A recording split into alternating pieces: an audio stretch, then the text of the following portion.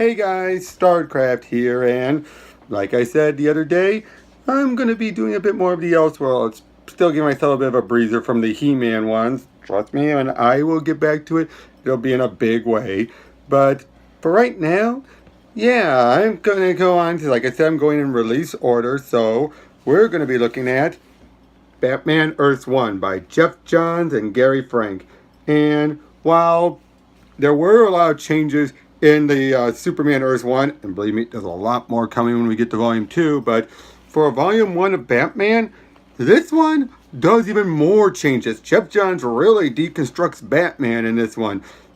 I don't want to get too much ahead because we'll be talking about more in the actual review, but I will say is that, yeah, in this particular case, Batman is not the most awesome person right out of the gate. And Geoff Johns takes the notion of Batman. Once he's banging on Batman, he's a normal guy. He's learning on the job as Batman, as opposed to having all this prep time beforehand going in. And okay, I can go on and on, but we'll be getting right into the review. But like I already tell you, very good. Love this, but I will be making fun of a few things. Hope that doesn't cause some people, Bat fans, to want to kill me or anything. So, yep, let's move on. Like, talking about Superman, I want to first mention how, unlike Superman, Batman hasn't gotten that many redefined origins. Most of them have retelling the year one stuff for the most part. I mean, yeah, we basically had the vagaries sometimes of the pre-crisis. Then in post-crisis, we did get Batman year one, which lasted for so long. And to the point where, for the most part, it lasted all the way up until Scott Snyder's year zero, or 0 year. And yeah, we have not had that many other redefinitions that weren't just simply them in other media. So this is still something new. And yeah, let's see how Geoff Johns really comes to the table with it. And first of all, the cover, it's really good. Bruce standing in the rain as Alfred is there with an umbrella, and you can see a shotgun. And it was Batman glaring behind him. Gary Frank is such a master, and you're going to see more and more of that in this. And with Shane Davis, his artwork was definitely more on the detailed side of things, but Gary Frank comes off a lot more traditional, comic art style. But at the same time, he also is a master of the single page splash. He uses them beautifully. Shane Davis didn't have that many full single page splashes, so to see them here is going to be fun and interesting. We open up with Now, as this one guy in a suit, no less, how he got on the rooftop I don't know, it's running from Batman, who's in the shadows. Batman then takes out something. It's a grappling hook.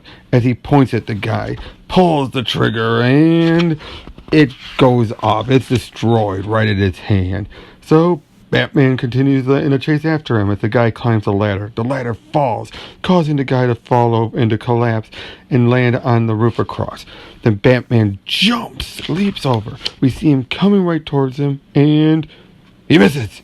He ends up completely missing, and much like one of those parkour guys who totally screws up, he ends up falling, grabs onto an air conditioner or radiator, I can't tell which, falls further, lands in the trash, and oh, yeah, not what you expected. Batman then gets up as he hears someone yelling, "Help, please, help me," as these guys run off with his money, and he doesn't do anything. Why? We'll find out later, but just to give a little heads up, it's not the target he wants. He's not going in this far to stop all criminals. He's just on a mission in general at the moment. But he then finds a homeless person who says, "Don't hurt me. I'm just trying to keep warm." So gives the person and the woman a bunch of money, and then he leaves in his car. Turns out the person he was chasing was Jacob Weaver, or at least, Jacob Weaver, who apparently has a lighter, a number one dad lighter. We then flash back to the past as a taxi pulls up, and out comes a grizzled soldier with a cane, who looks over the side and sees a sign that says Thomas Wayne for mayor. He then comes inside, and we find out it's Alfred.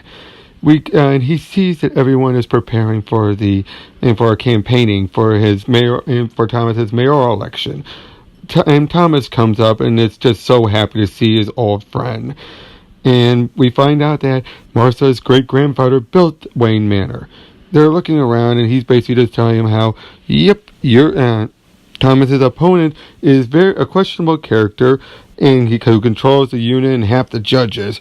But it looks like that Thomas is doing pretty good so far, and the staff is celebrating a little bit prematurely, as the election isn't for a few more days. We then see Martha, and oh boy, Thomas's election is going to not do so well, given how she looks like.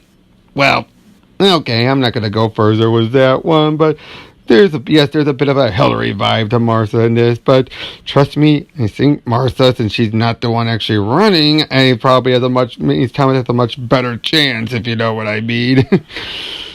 Okay, I'm not going to go any further than that.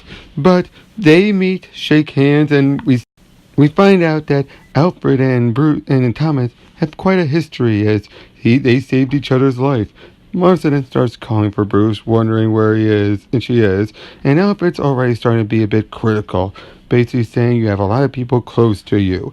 These people who are in your house right now. In other words, Alfred has been brought in more to help out with security. We see Thomas running around saying, "Come on, Dad, we're going to be late." Late? Turns out they're going out to the movie, something that he's promised Bruce for a while. But Alfred is telling him, "You shouldn't be going right now."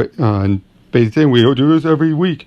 It has to, it's not going to change that. It has to." Basically, going back and forth, making it clear, that Thomas is way too accepting it, thinking that things are going to go perfectly well, and Alfred's being the uber cynic.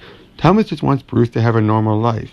Although then Alfred simply points out, a normal life in this mansion with butlers, maids, and cook? This isn't normal, Tommy. Life's an ugly place outside. Although Thomas points out that I know how ugly life can be. For everything we did, I'll never forget it. Basically showing that Alfred feels like he went a little too far as Thomas leaves. And Alfred just can't bring himself. He's like, "Tommy, and he just lets him leave. They end up then going to the movie theater, and basically in this universe, Bruce is a complete and utter spoiled brat. Right as they're about to get ready to go and to sit, the lights go out, and one of the employees says, "Everyone move to the front door." Tom and Bruce is starting to get really upset. Thomas is basically trying to say, "We can do another time," but Bruce is like, "There's another theater a few blocks away. We can still make it." And he just runs out the exit door into the hallway as his parents come after him. But as Bruce is running, and one guy says, "Hey, watch where you're going, kid." Bruce tells the guy off, even saying, "My parents are the richest people in Gotham City." Uh-oh. When his parents get there, they find the guy has a gun pointed at Bruce's head, taunting him, as his parents are basically saying, "We'll give you whatever you want." They start to take it out. The guy just gets impatient, tackles him, and shoots them both. They die because of Bruce. Wow. Just wow. We then cut back to Wayne Manor as everything's starting to be folded up, and people are trying to get everything in order. We end up finding that Alfred has a history in the Royal Marines and a security firm, and he's been made the legal guardian of Bruce. To which Tom and Alfred is completely like, "I'm not a parent," and even points out he has a daughter. She lives with her mother, and yeah, he doesn't want the job. But when he's told, if he says no, Bruce is the last member of the Waynes and the Arkhams, not the Canes. We'll get to that more, but yeah, they're the last. There's no one else who could take care of them. And if Alfred said no, he'll go into child service, into foster care. We then just see this great moment of Alfred sitting and just looking at Bruce, not knowing what to do. Just simply tries to say, "You gotta eat something, Bruce." Of course, Bruce, not paying attention to who this guy was, just simply asks, "Who the hell are you?" Alfred swallows his pride and just decides to say, "I'm your butler." Wow, the artwork and everything in this is just so nice. We didn't see a much older Alfred watching as Bruce comes in, taking off his mask, and he points out, so this is your life now, huh? Yeah, and basically Bruce says, you may have given up, but I won't. We then just cut to Gordon at a funeral, as turns out this is a flashback. We don't know who it is, but in present day, we see something, and we just see Bruce and him in the present day as Barbara shows up, bringing him dinner and everything, and points out, saying it's lasagna, Mom's recipe.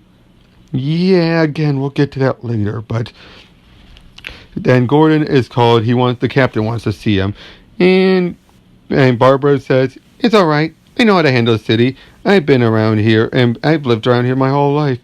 To which he basically tells him that the last time you come here, understand? And when Gordon goes into the other room, he's told to meet his new partner, Harvey Bullock. Yeah, that's Harvey. Turns out Harvey was hosted a TV show called Hollywood Detective that lasted 5 seasons. And, well, he is a legit cop. He is, but he's been in Hollywood for so long. And he knows so much about everything, but he still has a bit of an idealized version of how cop and police work works.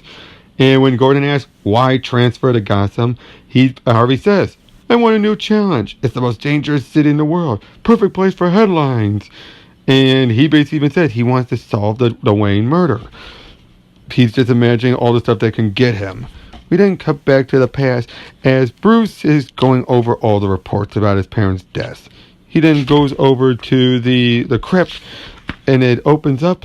Bunch of bats fly out, scaring Bruce as he runs inside and finds a samurai outfit, freaking him out with a bunch of bat symbols. Interesting.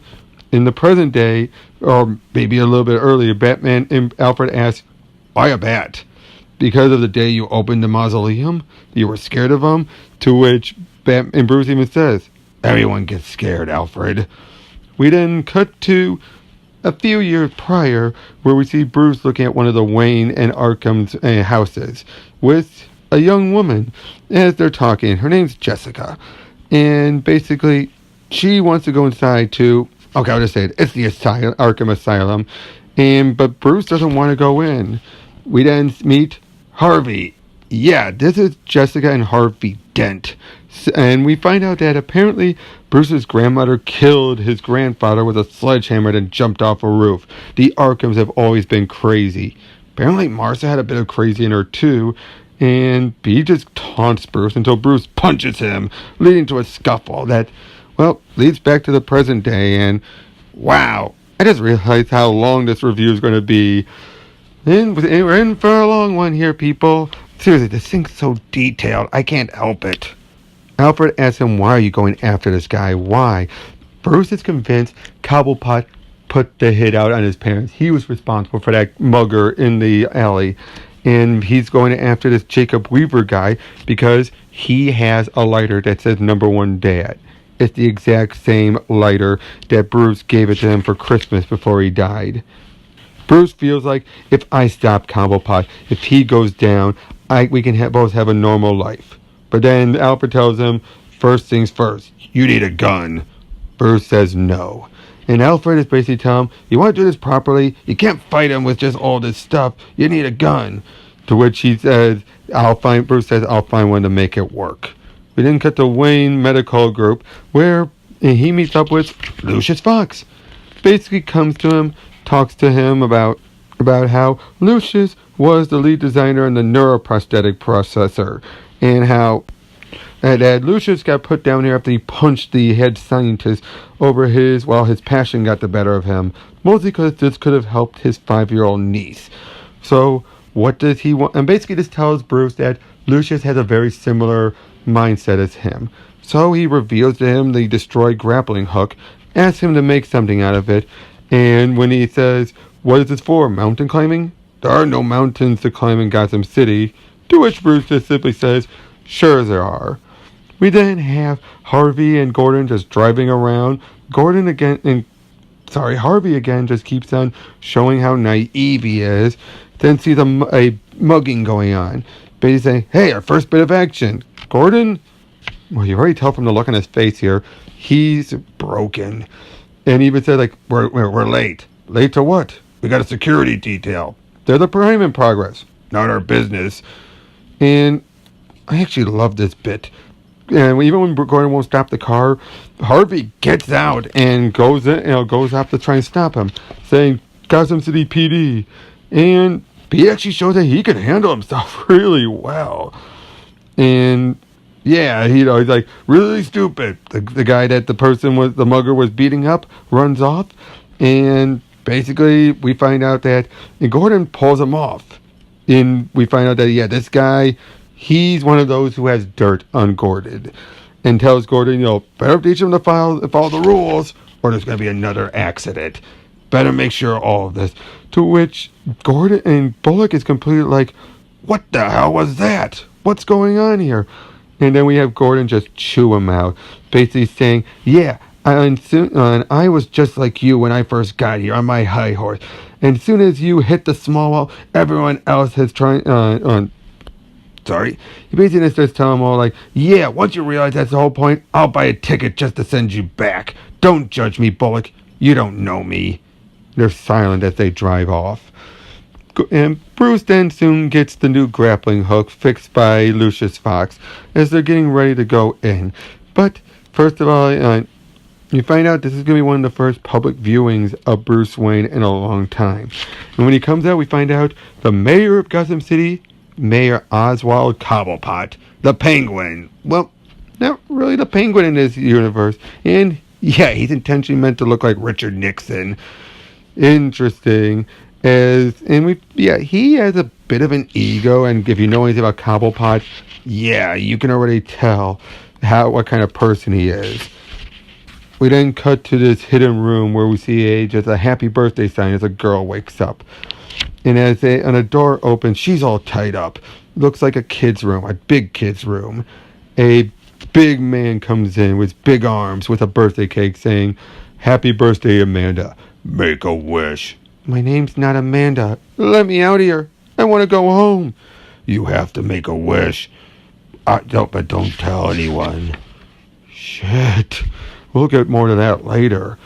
We didn't see Harvey and Gordon are just there on detail. And yeah, Harvey basically asks, when'd you sell out? But Gordon just distracts instead and says, and when Harvey realizes, hey, that's Bruce Wayne, goes up to him, shakes his hand. He basically wants to let him know, like, hey, I know, I'd like to get your perspective on something I've been working on, some advice. Bruce says, I know you. You're the police officer on TV. Yes, I am. Hollywood detectives. No crime is unsolvable. They just canceled that, didn't they? Wow. Bruce is being a bit of an ass, but also puts in context to why Harvey's here. The show got canceled. Didn't end normally. He basically wants to try and use all this stuff to get his name back out there. Bruce then makes his way out, goes into this costume, and goes to the roof, where he immediately attacks Weaver, and it gets the lighter, asking, where did you get this? But he's attacked by, some of the other goons. Yeah, why would a guy be up there all alone and risk anything?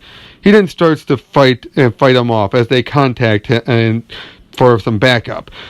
Cop and Gordon and the others get up there, and Batman decks Gordon. Well, of course he would. There's no time between them yet. He has no idea who he is. He just thinks he's another one of the police. Bruce then picks up the lighter and makes a run for it, as the cops are shooting bullets at him, damaging his suit something fierce. And then one nicks him in the head and he falls, dropping the lighter. He then uses the grappling hook, which works, as he swings and crashes in on this awesome double-page spread. We see Cobblepot see him as Batman lands, then throws a smoke grenades down, and starts making his way out. But he stumbles to the ground as Alfred helps him inside, and they drive off. We then cut to another flashback as Martha is walking with Bruce, her hand shaking as they near the asylum, looking up. He even asks, "That's your house? The house I grew up in?" "Yes. But promise me, sweetheart, Promise me you'll never go inside, okay? Bad things happen there. Yeah, indicating that something bad did happen with the Arkhams. And that's why Bruce won't go in there, because his mother made him promise. We never get much resolution so far in any of this. Well, not to the extent unless we believe what Harvey says, but we will come back here. We then see Bruce waking up, patched up as, well, Batman's made his first public outing, as people are asking, who is he? Why did he attack? And the police find it so hilarious what happened, as they're yucking it up. But Cobblepot, he doesn't find it funny, and he wants to know, what does he want with Weaver? Weaver doesn't know, but of course, Cobblepot's like, he went after you specifically. Why? We also find out that of course, Cobblepot, has been having to deal with the dents digging around, so he wants the birthday boy to deal with it. But of course, he's going to need another payment, of which he will get it. The payment, we find out he's talking to a Judge Patterson to help deal with the indent. And when he tells him, no excuses, do what I ask or your youngest daughter is next. I'll tell your oldest goodbye. As we see this young girl shaking as he walks up to her and says, yes, he'll like you. Meaning he's sending her to that big lug we saw earlier. Jeez. And then he basically said, I want Jacob Weaver taken care of tonight. We then see Harvey and Gordon continue to talk out about Batman. Just thinks he's some nut to take into getting attention. Gordon tells him, hey, and takes one to Nolan, I guess, as Gordon leaves, basically saying, shift's over, I'm going. To which Harvey then asks another person, a lady, where are the cold cases at? We then see Bruce heading downstairs as he sees the lighter and remembers back to when he gave it to his dad. Then there's Alfred talking to him, basically saying, chastising him over everything and saying, Cobblepot knows you're out there. When Bruce asks, where did you get it? Alfred simply says, you dropped it in the alley. You need to stop this. You're not ready. And the two start to fight. Or spar, whichever. Alfred telling him, you're an entitled brat. You're not even close to ready, as they continue fighting going on. Alfred breaking his cane on Bruce. And this is an interesting fight going on, as he's telling him, you're emotional, sloppy. Keep on fighting until they make it to the mausoleum. Bruce is continuing to put up a fight, as Alfred says, no guns, no recon, no tactics, just a stupid costume and a useless cape. The cops aren't your allies. The people aren't your friend. Everyone's out for themselves in this world. You can't do it because you're not willing to do everything you have to. Then Bruce sweep kicks, making out Alfred's fake leg. Yes, turns out Thomas gave him that leg after the war. Then after Alfred falls and gives him a worried look, Bruce is for a moment worried, but then says, I will do everything, even after I do have to do it myself. To which Alfred thinks, bloody hell, maybe he is ready.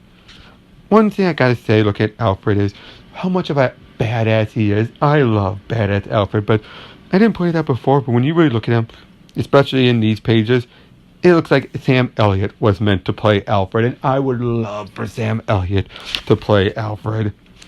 We didn't cut the Weaver as he shows up, and there's a birthday cake that says, Happy birthday, Jacob. The birthday boy is there, and doing the same thing. Make a wish, but you can't tell anyone.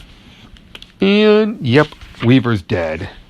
We didn't cut to the cold case room as Harvey is there asking, can I take a look at the Wayne case?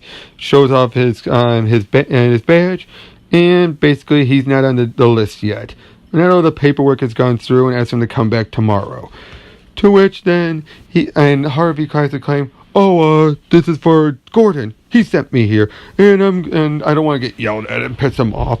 So he basically signs it for Gordon's name, under Gordon's name, and turns out one of the cops there, the one he asked for earlier, turns out she's a dirty one, and she calls down saying, the mayor want to let the mayor know someone's digging in the old files again. Yep, Gordon is doing it.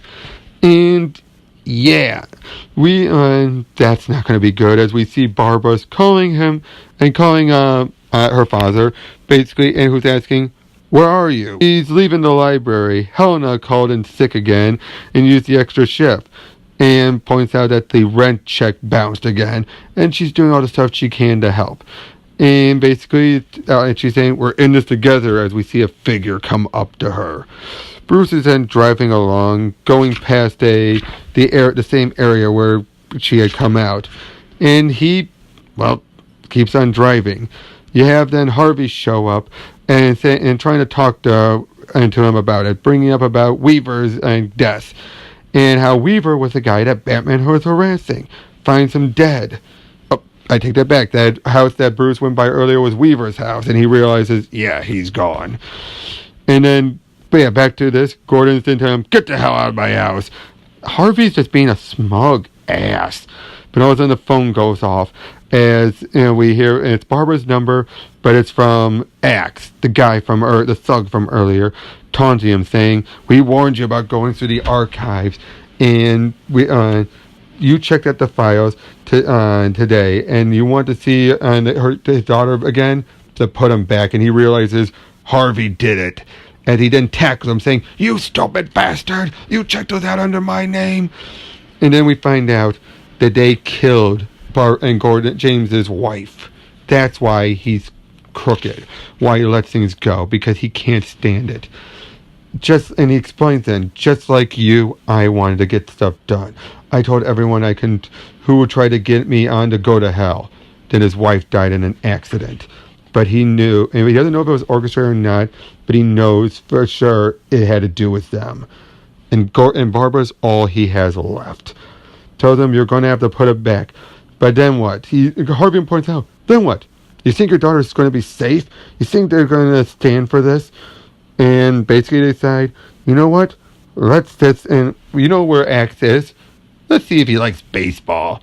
So we see then Axe taunting them and these two ladies. But then what happens? He takes a bat to the head. As Gordon and Harvey are both there, basically saying, you tell us where Barbara is. And he's all like, what is it supposed to be? Good cop, bad cop? And Harvey's like, come on, Axe. I get it now. This is Gotham City. It's bad cop, bad cop. Oh, I would not want to be Axe right now. We then cut to Bruce entering Weaver's, the crime scene, as he's seeing footsteps around with red dust. But it's not blood. He realizes it's rust. Arkham Asylum. As he goes there and he hears a voice crying for help. As Barbara's inside, all tied up as she's trying to get out of there. The chairs, clearly being on the old side, break. She falls back and causing it to fall. As the door opens and we see the birthday boy, who's just a big, huge guy with a sack in his head and a birthday hat on. And he tells her, make a wish. Bruce breaks the chains on the gate open as he heads inside to the Arkham house. As he goes inside, he looks around, sees what looks like to be a photo of his mother and his grandmother. And he remembers what she says, promise me you'll never go inside, okay? Bad things happen there. At the same time, Harvey and Gordon show up, and they hear about it from what Axe had told them about the birthday boy who's been on the Cobblepot's payroll and has his daughter, hangs out here. And Harvey says, let's wait for backup. To which then, Gordon obviously points out, what are we going to do? Tell the mayor we're here and have him warn the killer? To which, Harvey's like, you got a point, but I'm on your side. You're on my side? This is your own damn fault. As they go inside, Harvey looks around, sees an old map of Gotham City. Yeah, he knows this maze. They're at a disadvantage. But Gordon's already gone on ahead. And he stumbles into Batman. And he thinks for a moment, did you take my daughter? Are you this birthday boy? He pulls his gun out at him, but Bruce knocks it aside. And then fights him, saying, I don't know anything about your daughter. Gordon just keeps fighting, saying, she's kidnapped. She's held here. And Batman just simply says, I have nothing to do about it. As Harvey walks around, he then looks in and sees some toy blocks. As he then jumps, throws one of the blocks and breaks a mirror. But he's just spooked. We then hear Barbara yell, help! Stay away from me! As even everyone hears this, tries to find her. We then see that Barbara had gotten free and grabbed the broken footstool of the foot of the chair, stabbing the birthday boy in the leg. How she got to that point, we don't know, obviously, but they're trying to find where he is. Batman's trying to figure it all out as we see the birthday boy has a knife ready to stab her. But then he realizes where she is and he busts through the wall, seeing the guy ready about to cut Barbara. And while Harvey's hearing all this, the birthday boy slings his knife at Batman's gauntlet, blocking it. You weren't invited. As this is going on, Gordon runs up to Barbara. And the birthday boy looks over and Gordon shoots him. But then the birthday boy grabs Gordon by the arm, breaking it, or at least hurting it. Batman then grabs him, tackles him, and they stumble around, the floor giving way as they fall through. Harvey's even there seeing it, and he's saying, Batman, get clear so I can take a shot. But then Batman kicks the knife, and it almost hits Harvey, as Batman then keeps on punching the guy. Now remember this. I should have stated this earlier. This is a Batman that has never left Gotham. He's never gone around the world and learned how to master fights. In other words, he just learned everything from Alfred. And he is just a brawler. He doesn't know pressure points or anything like that.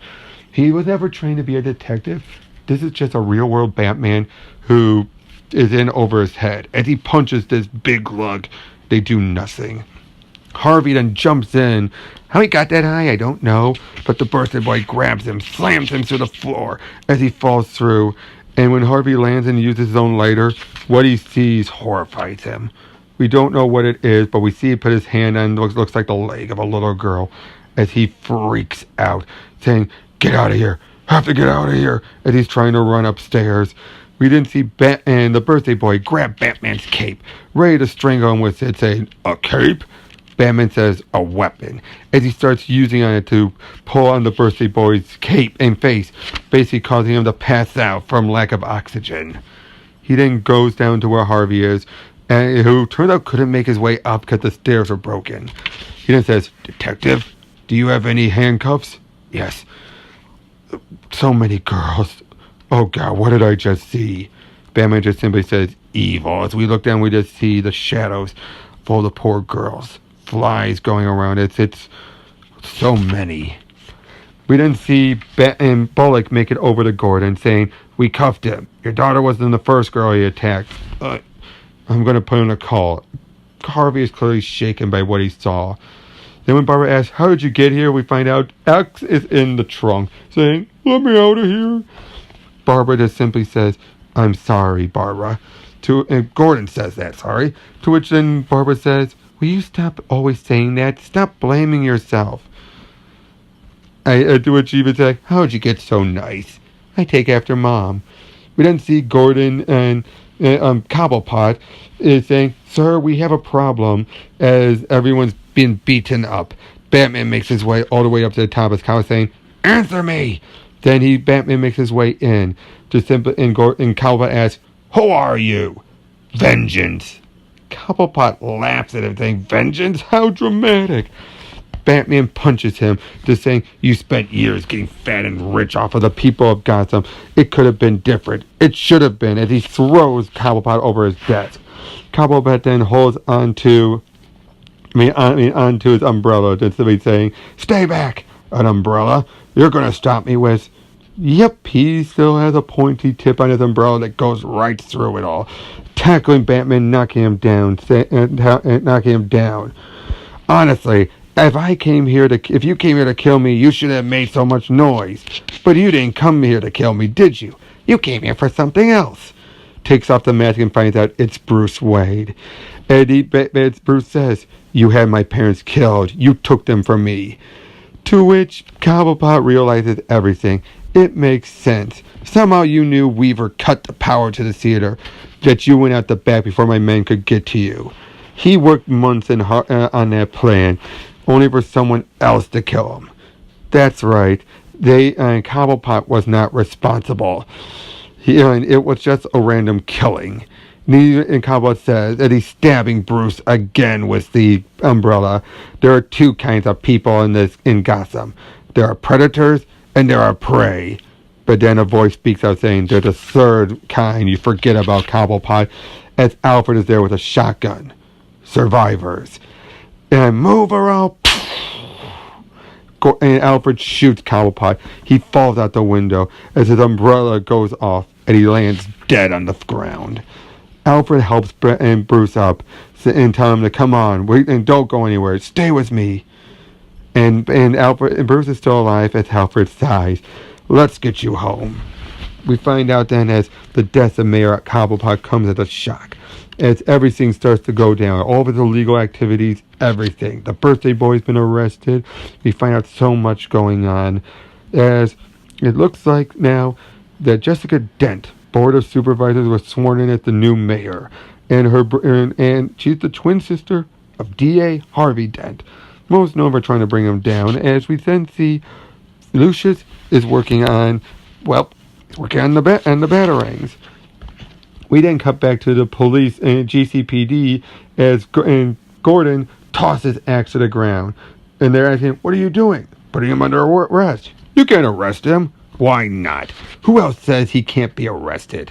And basically we're saying Gordon is now back on his A game. And he's saying no one else is going to be owned by the criminal scum. Who else is a damn coward? Not me. Not anymore. And now someone needs to wash out my trunk. To which I loved it.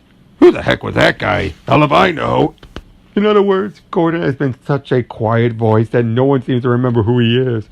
We didn't see Babs working on a new design for a Batgirl outfit. So cool. Yes, it will be, Barbara.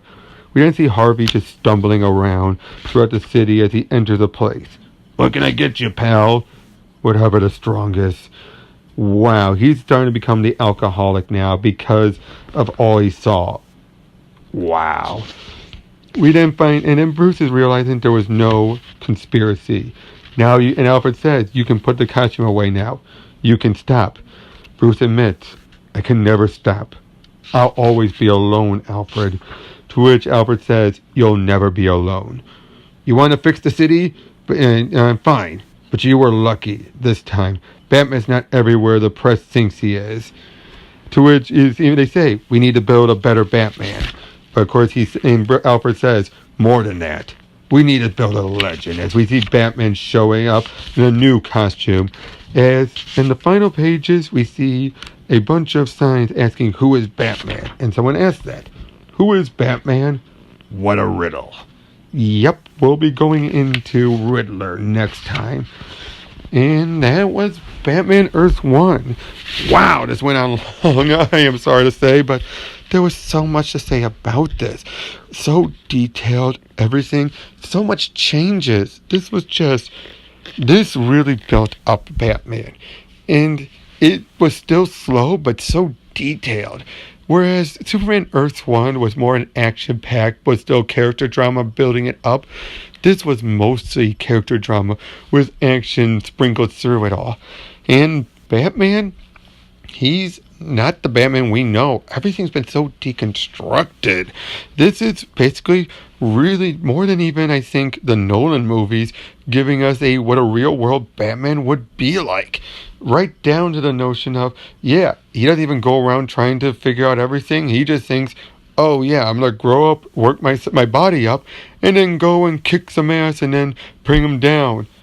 The funniest thing of all of it is, normally you have Bruce be the cynic and Alfred the optimist.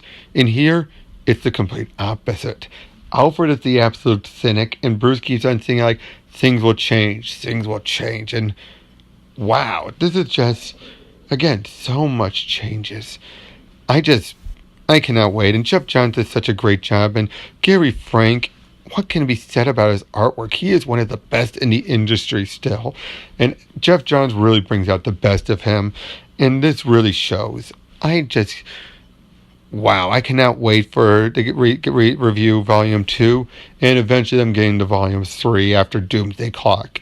I hope, anyway. So, yeah. That was, like I said, Batman Earth 1 Volume 1. So that was Batman Earth 1, and yeah, like I said, a lot of changes were in here, and there's a lot more to come, but just the notion that Geoff Johns really took things so radically, like he never went around the world, Alfred taught him everything, he basically was a petulant child who is responsible for his parents being killed, that, oh, Alfred needed to save his neck, and he's not the greatest, he's going to be learning to become a better Batman on the job. That's never been done before. And I really like it. And we'll be getting more to this, and sadly, we're not going to be getting Volume 3 until Doomsday Clock is done, and who knows how long that's going to be. And after that, who knows how long it's going to take for him to get to Volume 3, but okay, I'm going ahead a bit on that one, but Volume 2 we'll be getting to in a few more reviews. Next time, if we come back to it, though, we'll be getting back to Superman Earth 1, Volume 2. And so, after that, then we'll be back to Batman next time we do an Earth 1. So, yeah, that's me, and I'll see you next time.